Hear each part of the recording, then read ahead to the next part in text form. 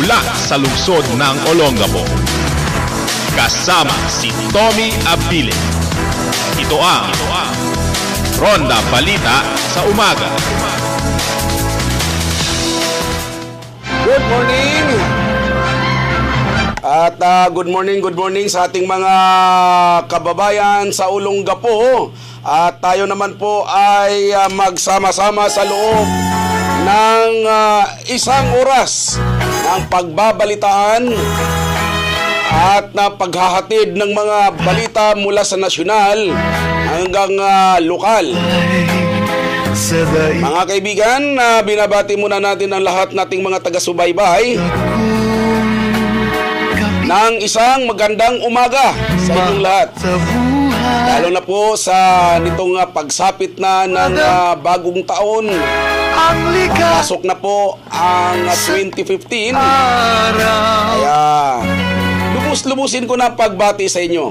Sana magiging masaya ang inyong year-end party. Tawag nating kasiyahan bago maghiwalay ang taon. Good morning sa mga taga Metro Manila. Ganon din po sa ating mga kababayan sa buong Region 3. Na po dyan sa Bulacan, Valenzuela, Pampanga, hanggang Bataan. Good morning sa mga taga Dinalupihan, mga taga Hermosa, Limay, at hanggang dyan sa Maribilis at Morong. Good morning sa mga taga Barangay Roosevelt, Dinalupihan, at ganoon din sa Barangay Tipo, sa Bataan, kung saan ay napakaraming na nanonood sa atin dyan. Ganoon din dito sa Barangay Bangal ng Dinalupihan. Good morning sa mga taga New Babalan, Olongapo City. Kumusta ang inyong paghahanda para sa pagsalubong ng bagong taon?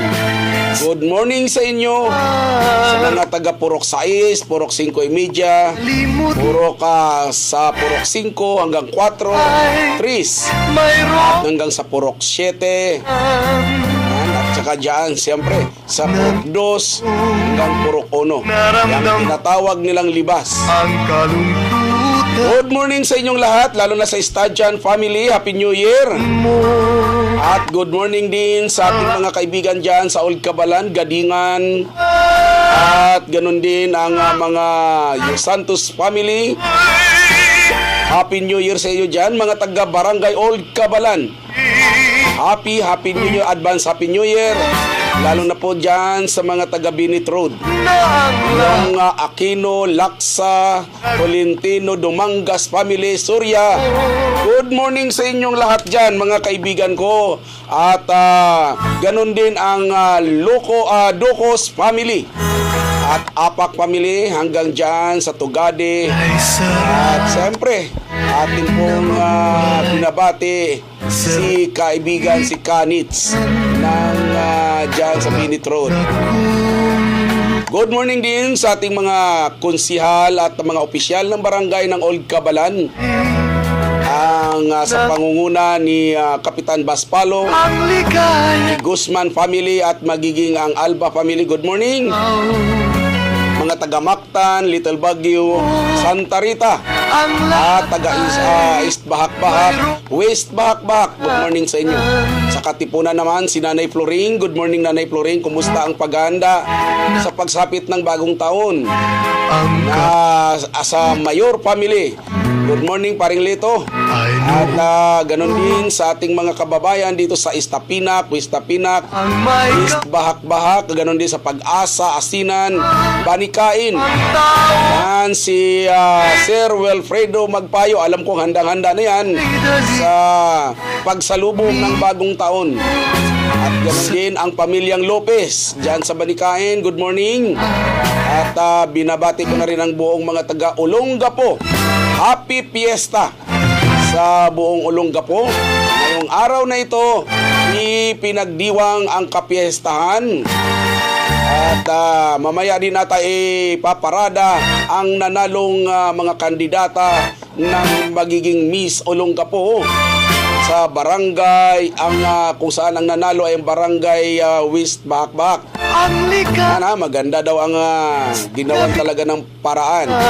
At napaghandaan na ng beautification na committee niyan. Itong West Bahak-Bahak ng kapiestahan sa pangunguna ni Newman. Siya pala ang sa beautification tsaka health. Okay.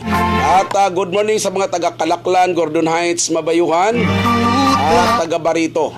Hanggang Subic, good morning. Alam ko napakaraming mga viewers natin sa Subic. Good morning sa inyong lahat. Magmula dyan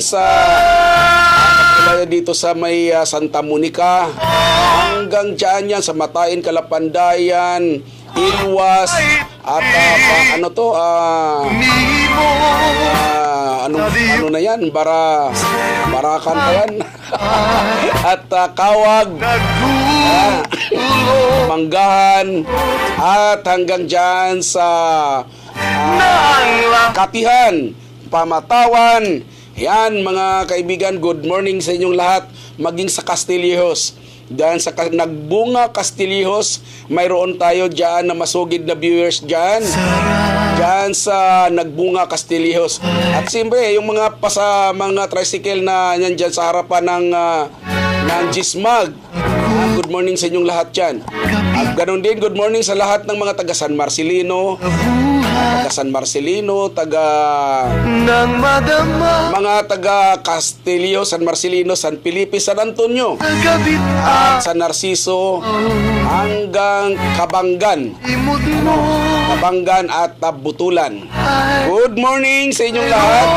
Tayo po'y magsama-sama sa ating pagbabalitaan ngayon sa mga Ilocano po na imbagnal daw sa inyo, mga kabsat. At maganda yalo kuyo mo kaganawa naman sa mga ating mga kababayang Sambalinyo. Assalamualaikum sa ating mga kapatid na mga Muslim. Kabayad ng ating prano naman sa mga kuyunin. Ganun din sa ating mga kaibigan na mayong buntag sa naminaw o nananaong mga Bisaya. At mayapa kayo nga naman sa ating mga kababayang Kapangpangan at maupay na aga sa mga waray. Maging maayong aga sa inyong tanan sa mga Ilonggo't Ilongga. Kaya ako po'y inyong samahan sa loob ng 1 oras. Tayo po ay magbabalitaan. Hahatid po natin ang mga balitang dapat nating malaman. Lalo na po ngayong araw ng Martes, kung saan ay Bispiras na ng New Year. Ano ba ngayon? 30? 30 pa pala. Bukas ang Bispiras. Kaya handa-handa na po mga kaibigan, na tayo naman po ay magbabalitaan na. Libreng sakay ngayon. Swerte naman ang taga Maynila Libreng sakay. Hindi po ito sa Olongapo. Baka isipin po nyo sa Olongapo ay lahat po magbabayad. Ito po sa Maynila. Libreng sakay sa MRT at LRT ngayong araw na ito. Libre ang pagpasakay sa LRT 1, LRT 2 at MRT ngayong araw ng Disyembre 30. Ito po ay Bonifacio Day din. Ayon sa pamunuan ng LRTA, ito ay bilang pakikiisa sa paggunita ng araw ni Gat Jose Rizal. Bonifacio mukhang mali ata ito. Bakit si Gat Jose Rizal? Bonifacio ngayon. Batay sa anunsyo ng LRTA, libreng makakasakay sa LRT 1. Bonifacio Day. Gayon ba binaril si Rizal? December 30, sa ng bayan. Tama nga naman. Oo nga pala, doon po sa itong araw na ito, binaril siya alas 7 ng umaga. Sa araw ni Gat Jose Rizal, batay sa anunsyo ng LRTA, libreng makakasakay sa LRT 1 na may biyaheng Roosevelt hanggang Baclaran. LRT 2 naman mula Ricto hanggang Santulan. At MRT naman mula North Avenue hanggang EDSA Pasay.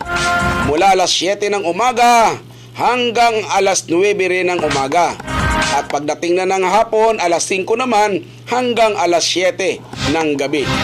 Samantalang mahigpit naman na pinagbabawal sa batas ang ngayong araw na ito mula hanggang sa pagsapit ng bagong taon ang mga sugal katulad ng sabong, karera at high alay. Ngayong araw ng Martes, lalo na sa paggunita ng kamatayan ni Gat Jose Rizal. Nakapaloob ito sa Republic Act 229 kung saan may katapat na parusa ang mga lalabag nito.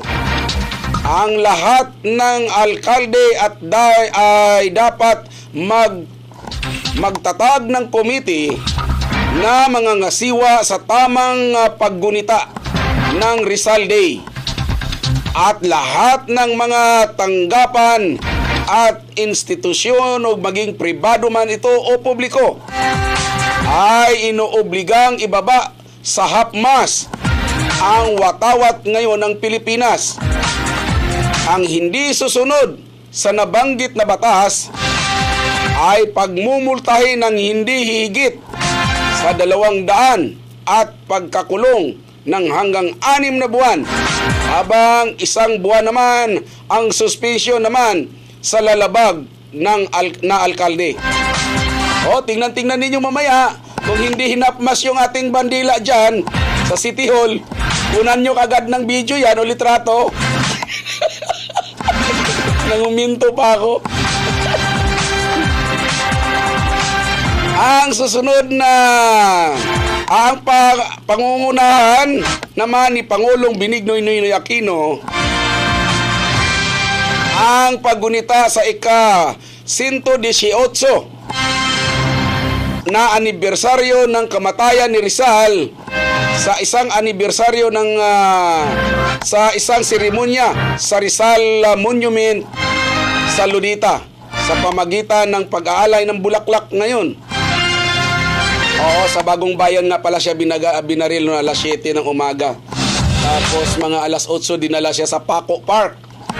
Doon siya inilibing. Doon sa Bagawing Kaliwa. Pagpasok mo ng Paco Park, bago ka makarating doon sa simbahan, sa Gawing Kaliwa, doon inilibing si Rizal matapos siyang barilin sa Bagong Bayan. Subalit pagkalipas ng 2 taon, hinukay ang kanyang libing na walang nakakaalam at inilipat ito na naging palaisipan na hanggang ngayon dahil wala pong nakakaalam kung saan inilipat ang kanyang mga buto maliban sa kanyang pamilya at mga talagang close na kaibigan. At ang kanilang palatandaan na lamang yan kung saan nakatatak yung sinasabing na palatandaan doon, yun, nandoon ang mga buto o mga labi ni Rizal. Ano? Yan po sa atin pong balitang nasyonal ngayon, kung saan ay paggunita ito ng araw ng pagpatay kay Dr. Jose Rizal. Kaya mga lokal na pamahalaan, hapmas. Ang hindi daw susunod sa hapmas, 1 buwan na suspension. Yung mga dumadaan dyan ng City Hall, tingnan ninyo kung nakahapmas ba. Pag hindi, tago nyo yung video ninyo. At saka saka yung litrato o video. Dahil dadali natin. Dahil ang hindi raw susunod, 1 buwang suspension sa mayor. Ayan, ikot-ikot na kayo dyan. Babalik po ako pagkalipas lamang po ng ilang patalastas.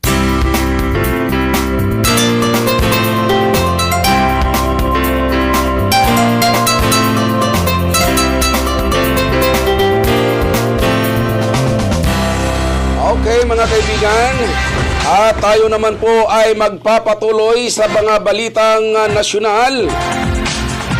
Communist Party of the Philippines binara ng palasyo dahil sa hirit na palayain muna ang mga nakakulong nilang mga kasamahan bago isagawa ang phase 2. Ito ang pangdidigma ng Malacanang sa naturang grupo. Hindi pa man nagsisimula ang pag-uusap sa pagitan ng gobyerno at ng Communist Party of the Philippines, nagpauna na ang Malacanang na hindi uobra ang mga hirit ng kondisyon bago sumalang sa negotiating table. Ito ang ipinahayag kahapon ni Presidential Spokesman Edwin Lacerda.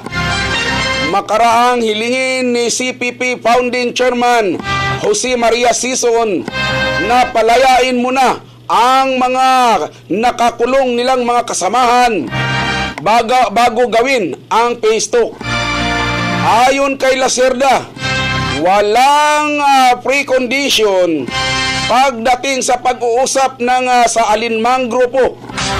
Mag-uusap muna anya at tiyakin na may kapupuntahan ito para hindi maulit ang mga karanasan na nauwi lamang sa pagkakadiskaril ng negosasyon.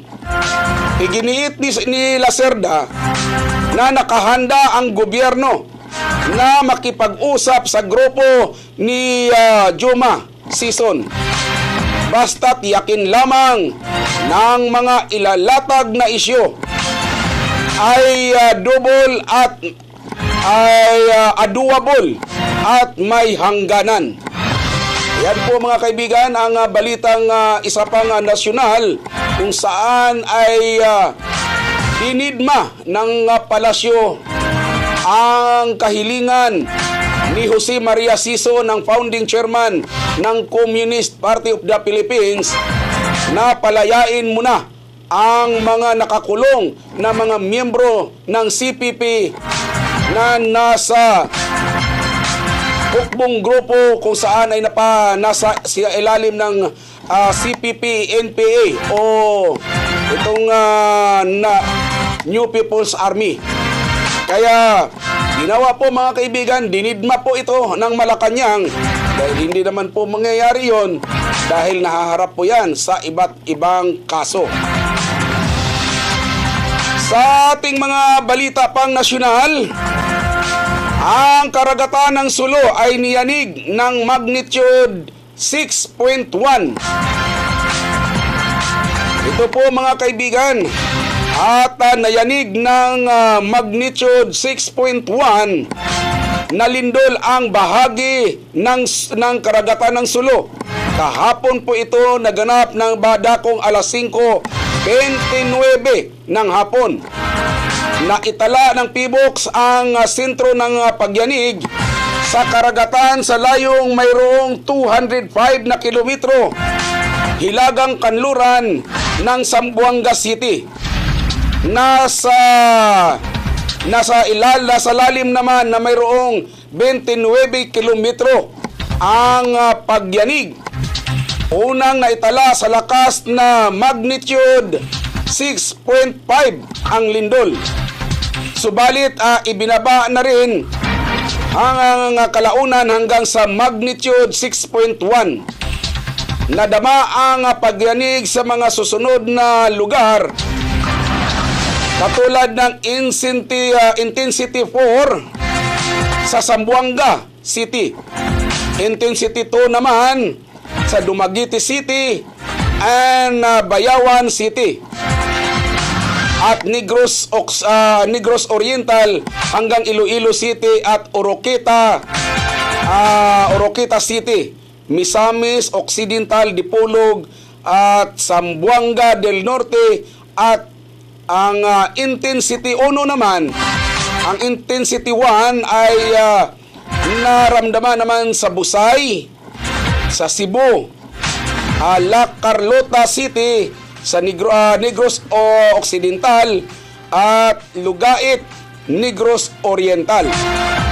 Bagamat sa ilalim ng naturang mga intensity ay wala pong inaasahang significant damage. Posibleng asahan ang mga aftershock dahil sa lindol na ito. Yan po mga kaibigan ang pagyanig ngayon sa bahagi ng Mindanao at Kabisayaan. Samantalang itong si Bagyong Sinyang na nananalansa ngayon sa bahagi ng Mindanao ay 2 na ang patay. Patay ang 2 tao, 1 ang nawawala, habang tinatayang 17 naman ang sugatan sa mga aksidenteng may kaugnayan sa Bagyong Sinyang ngayon sa bansa. Batay sa ulat, nilamon ng Nabok River sa Moncayo, Compostela Valley ang 65 anyos na si Cipriano Mick Sr. habang tinatangka nitong tumawid dahil sa paghahanap ng kanyang nawawalang baboy. Walang na-recover din ang bangkay ng biktima sa di kalayuan. Sa Tagum City naman, nabatid kay Senior Superintendent Samuel Gadingan ng Davao del Norte Police Director dahil na rin sa dulas ng kalsada ay nagdulot sa dulot ng bagyo ng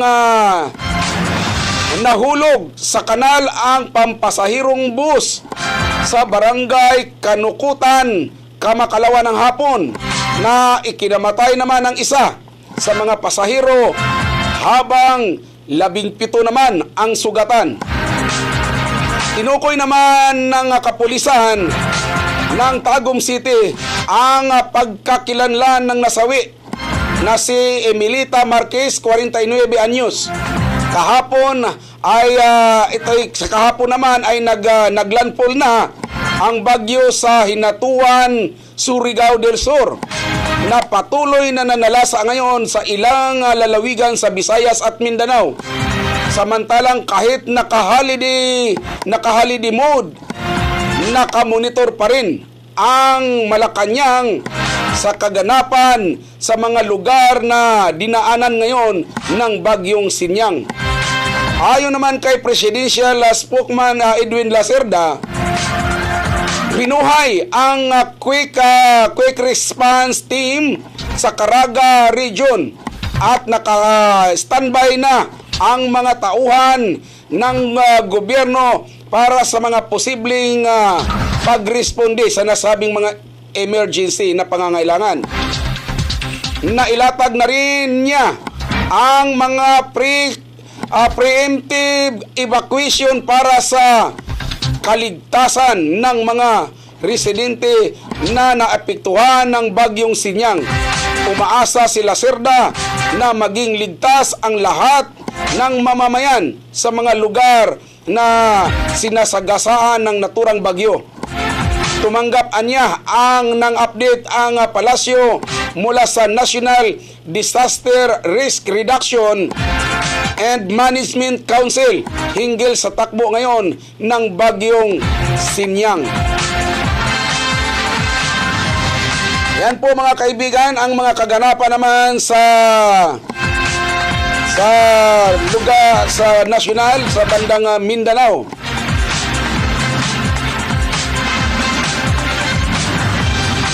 Samantalang isang bangko naman ang nilooban. Nalimas ang milyong halaga. Tinatayang aabot naman sa milyong halaga ang perang natangay ng mga kawatan sa isang bangko sa Bacoor, Cavite nang madiscovering niluban ito kahapon ng umaga. Sa initial na impormasyon mula kay Cavite Police Director Junel Istomo, dakong alas 8:20 ng umaga nang kabubukas ng security guard na si Romeo Gopio ng RCBC Bank na nasa barangay Solinas, Asalinas 4, Bacoor City nang mapansin na nagkakagulo ang gamit sa loob ng bangko.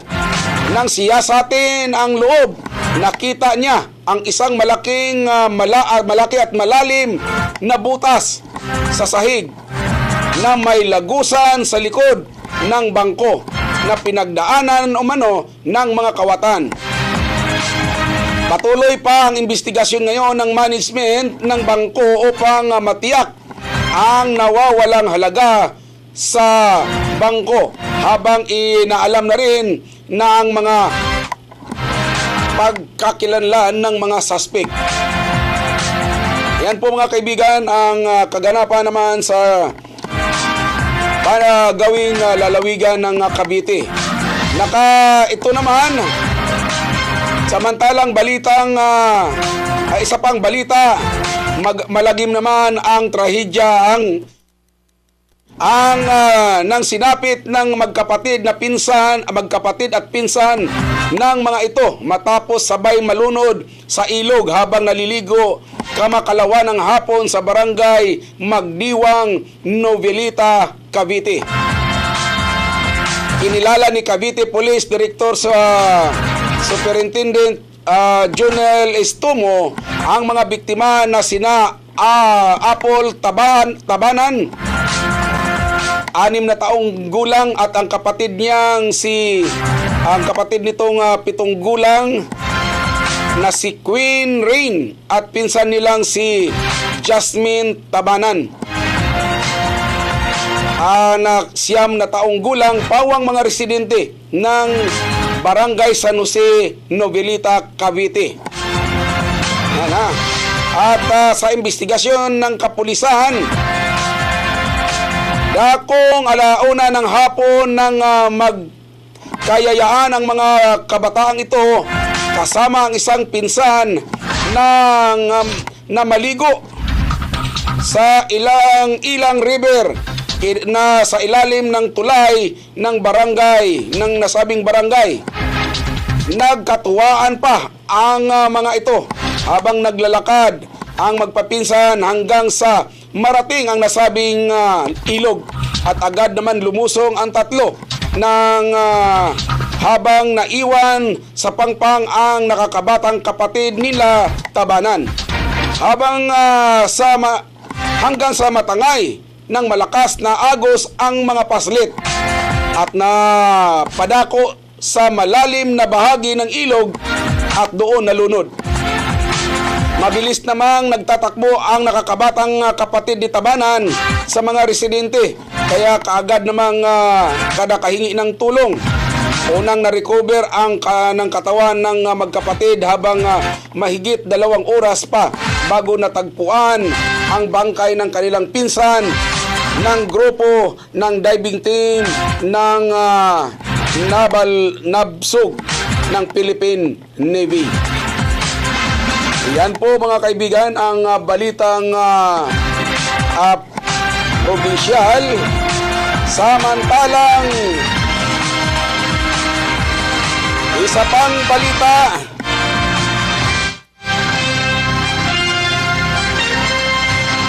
at 9 na taong gulang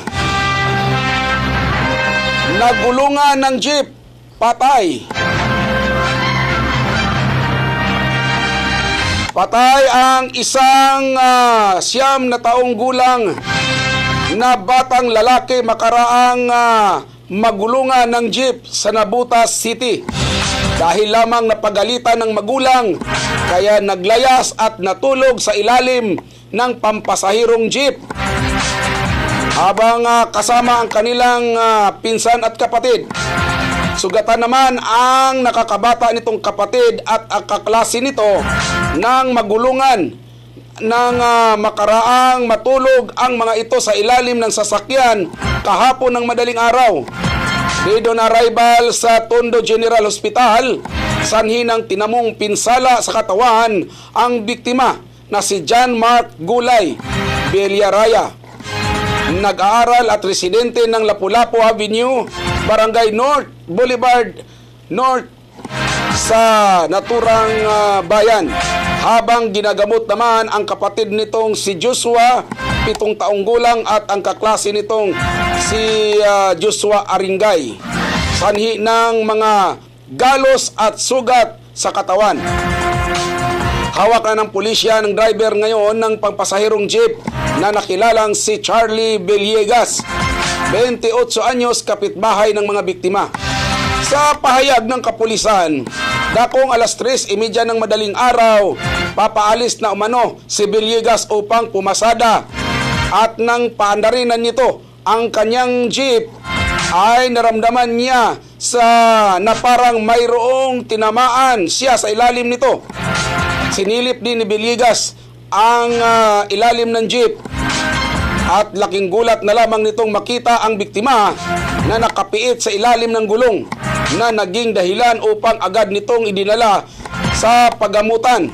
Subalit hindi na rin ito umabot ng buhay. Nabatid na sa ilalim pa ng jeep na tulog ang 3 paslit dahil napagalitan umano ang mga ito sa kanilang bahay na nauwi sa insidenteng pagkakamatay ni John Mark at ng pagkakasugat ng kanyang kapatid at kaklase, habang sumuko naman sa pulisya ang driver nito. Yan po mga kaibigan. At sa ating iba pang balitang pulisya, isang 10 taong gulang sugatan habang kinakatay ang kanyang nanay. Patay agad ang isang ginang, habang sugatan naman ang 10 taong gulang nitong anak makaraang pagtatagain ng lalaki na nakabunit sa barangay Arcangel Norte, Balite, Aklan. Nagtamo ng taga sa liig at ulo at pisgi ang biktimang si Marilo Vinancio, 37 anyos, habang bahagya namang nasugatan ang kanyang anak na si alias Mar lamang matapos manlaban bago nakapagtago ito. Pinaghahanap naman ngayon ang suspect na hindi pa muna pinangalanan ng mga kapulisan. Ayon sa bata, isang lalaki ang kumatok sa kanilang saradong ng tindahan dakong alas 8:30 ng gabi nang gustong bumili ng alak. Gayunman, lumabas ang kanyang ina, ay nagkaroon umano ito ng pagtatalo sa lalaking nakabunit at na itim na t-shirt at humingi pa ito ng 1,000 ang suspect. Hindi umano akalain ng biktima na may dala pala itong itak. At kitang-kita ng 10 taong gulang kung paano napatay sa taga ang kanyang ina. Tinangka pa umano niya itong tulungan, subalit pinagbalingan naman din siya. Kaya nadaplisan siya sa liig. Tumakbo siya sa loob ng kanilang kwarto at sinaradong mabuti ang pinto. Saka niyakap na lamang niya ang ang sanggol na kanyang kapatid hanggang sa umalis ang naturang suspect.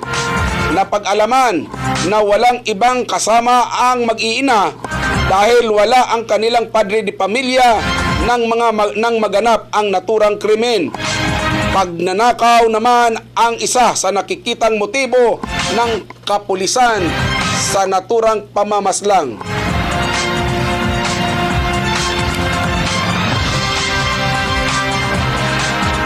Samantalang,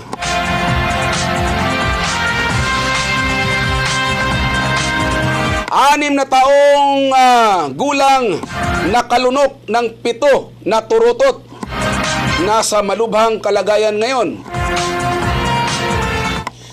Bigo pa rin ang mga doktor na matanggal ang maliliit na pito na ginagamit sa laruang turutot. Matapos malunok ito ng 6 na taong gulang na lalaki sa Pikit, North Cotabato.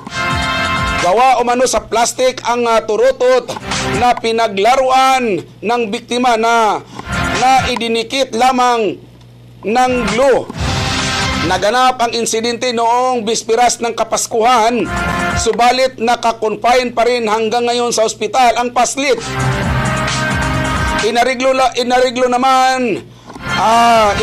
Inirigalo lamang sa bata ang naturang mga turutot, subalit naging mitsa naman ito ng muntik niyang kamatayan.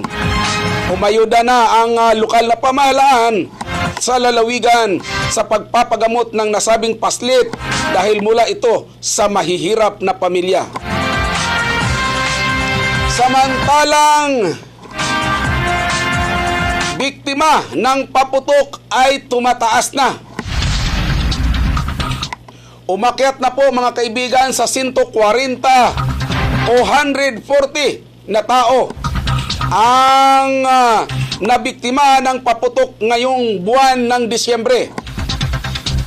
Batay sa tala ng Department of Health, mayroon ng 139 ang naputukan habang isa naman dito ang nakalulon ng pulbura mula noong Disyembre 1 hanggang Disyembre 29. Ayon kay Assistant Secretary Elmer Punsalan, pikulo pa rin ang nangungunang nakapangbibiktimang paputok. Gayon man, ang payo pa rin ni Punsalan na sakaling maputukan ay agad itong hugasan at isugod sa ospital ang biktima.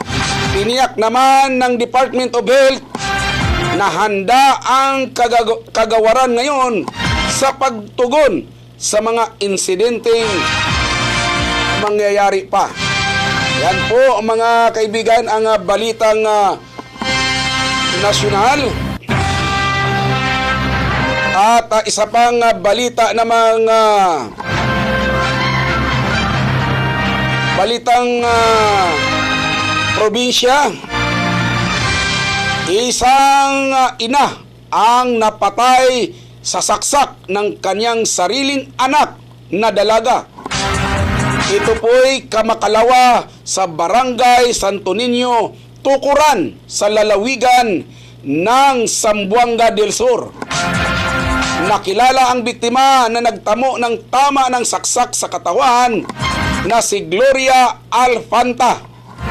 Samantalang kusang sumuko naman sa pulisya ang suspect nitong si Joy Alfanta, 28 anyos, kapwa nakatira sa naturang barangay. Batay sa investigasyon, kumakain umano sa kanilang bahay si Joy nang dumating ang ina nito at pinagalitan ang suspect na naging dahilan para magtalo ang mag-ina. Habang nagtalo ay kumuha ng patalim si Joy at sinaksak sa kanyang ina na agad namang ikinamatay nito. Ayan, mga kaibigan. Samantalang, ingat-ingat para hindi po malasing sa darating na pagsalubong ng bagong taon, lalo na sa mga kabataan lalo na kapiestahan. Sa huling pag-ating balita po ngayon, isang 14 na taon o 14 anyos na dalagita ang ginahasa ng isang lasing na kapitbahay nito, Kamakalawa sa lungsod ng Iligan City. Ang biktima ay tinago na lamang sa pangalang Zini na nakatira sa naturang lungsod. Hindi muna pinangalanan ng suspect hanggat hindi pa ito nahuhuli ng mga otoridad. Batay sa investigasyon, naglalakad ang biktima pauwi sa kanilang bahay nang harangin at tutukan ng patalim na at gahasain ng lasing na suspect sa isang bakanting lote sa nasabing lugar. Yan po mga kaibigan ang ating mga natunghayang mga balita, bagamat wala pa tayong balita ngayon sa Olongapo dahil itong araw na ito ay araw ng kapiestahan ng buong Olongapo. Kaya mga kaibigan, at medyo matawag nating happy fiesta sa inyong lahat. No? Mga kaibigan, maraming salamat po sa inyong pagsubaybay. Kahit paano nakasama at nakapiling ko po kayo sa loob ng isang oras para may hatid sa inyo ang mga balita na nagaganap sa ating bansa. Ako po, si Tommy Abile, ay pansamantalang magpapaalam sa inyo. Susunod naman kagad sa aking programa, ang Errol Dakami Show. At babalik naman po ako kagad mamayang alas 10 hanggang alas 11 ng umaga para sa programang Bigwas. Ako po ang inyong lingkod, Tommy Abili pong naghahatid sa inyo ng balita ay pangsamantalang magpapaalam. Happy Fiesta po sa inyong lahat.